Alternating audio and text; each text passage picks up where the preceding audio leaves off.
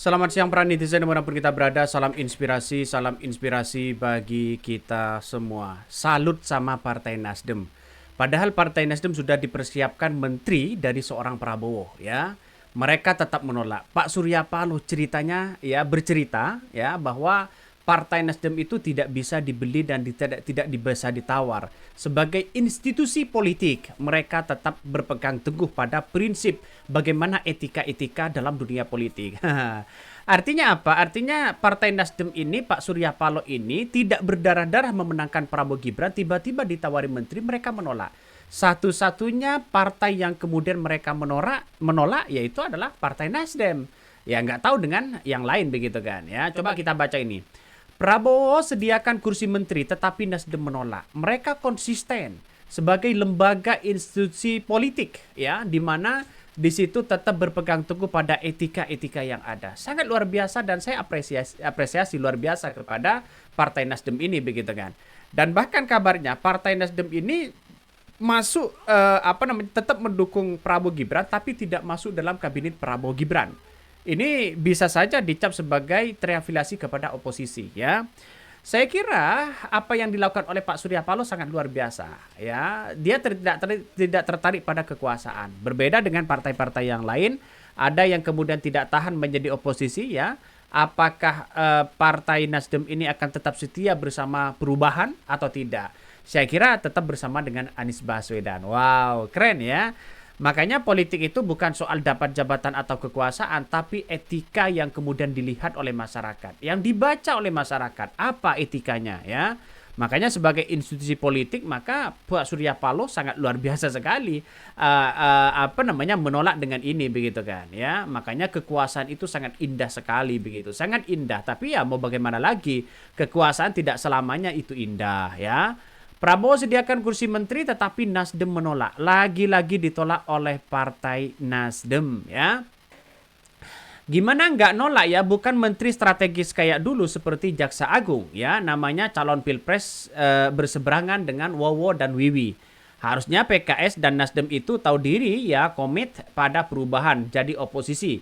Kembali mengusung Anies di Pilkada DKI Jakarta ya. Sekarang kena karma di prank sama kelompok Wowo dan Wiwi, tapi udah terlanjur.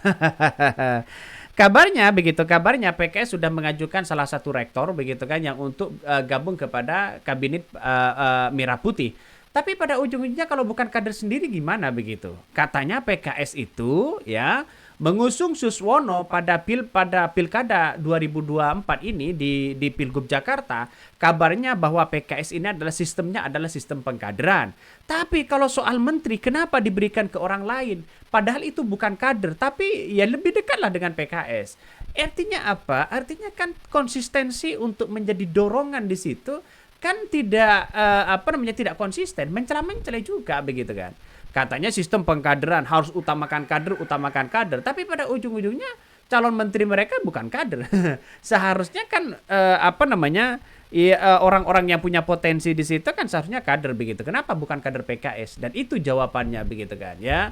Saya kira mungkin bagaimana lagi kalau PKS gabung di situ begitu. Marwahnya mungkin ya sudah turun di situ. Sampai hari ini sudah turun.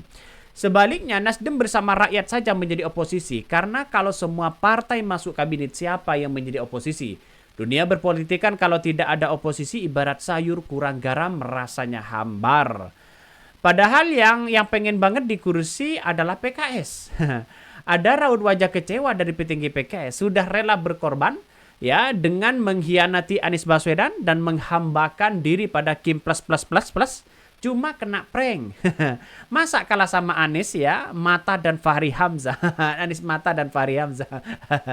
Jelas begitu kan. Artinya jadi saya logikanya tidak masuk akal begitu kan. Dalam artian bahwa mungkin saya logikanya agak belum mencapai di situ begitu kan. Tapi secara garis besar Partai PKS itu kan sistem pengkaderannya sangat kuat ya, sangat kuat sekali. Kenapa tidak didorong untuk menjadi menteri?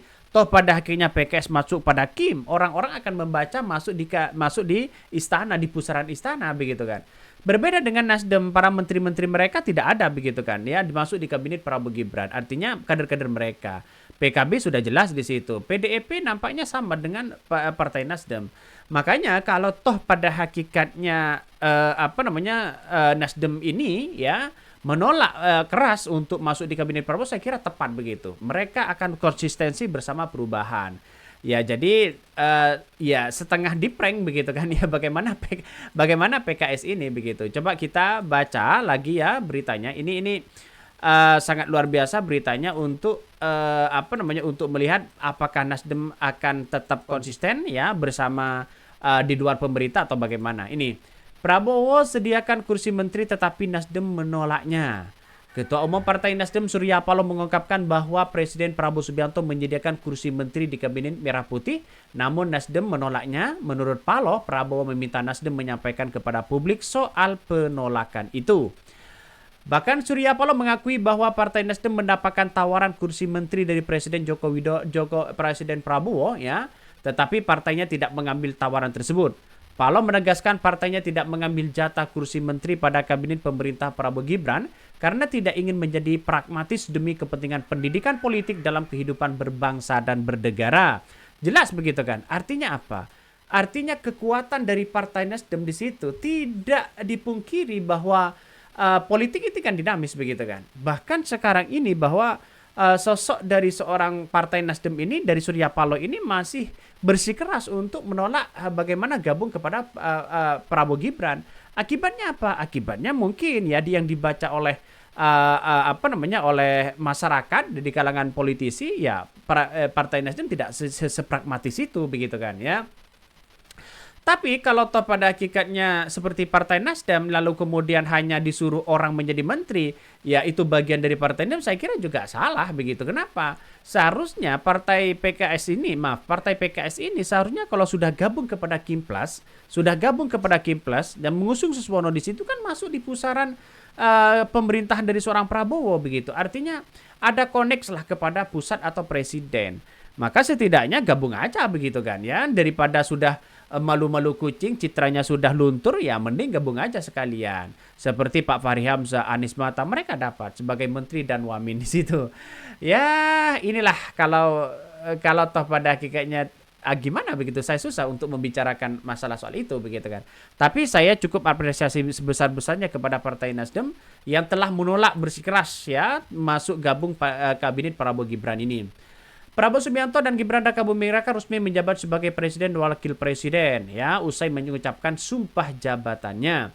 Wakil Ketua Umum ya Partai Nasdem Mustafa menegaskan kembali bahwa partainya mendukung pemerintahan Prabowo Gibran ya di Gibran Rakabuming Raka 5 tahun ke depan. Hal itu diutarakan menjelang pelantikan pasangan Prabowo Gibran ini.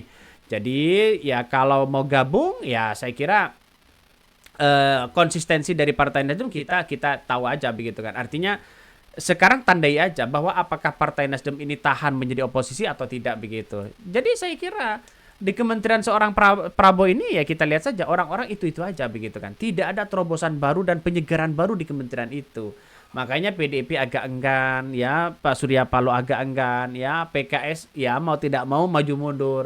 PKB sudah masuk di situ begitu ya. Semuanya tergantung dari dunia politik yang ada. Tergantung dari hitung-hitungan politik. Makanya saya sampai hari ini begitu kan ya melihat dari Partai Nasdem dengan konsistennya ya saya kira karena tidak berdarah-darah untuk menekan Prabowo Gibran, tidak ada keringat di situ, saya layaklah menolak hal-hal kayak begituan. Kenapa? Menjaga stabilitas bagaimana politik yang dilakukan oleh Partai Nasdem ini. Ya jangan keluar dari zona-zona pragmatis lah. Tetap menjadi ya partai yang idealis, tetap mengkritik menjadi oposisi, tapi tetap mendukung ya dan mengontrol kebijakan-kebijakan yang ada dan dilakukan oleh seorang Prabowo Gibran. Inilah saya kira langkah bagus begitu kan. Oke, mungkin itu yang kami sampaikan ya. Tonton terus channel Hodari Podcast Rakyat ini. Jangan lupa di subscribe.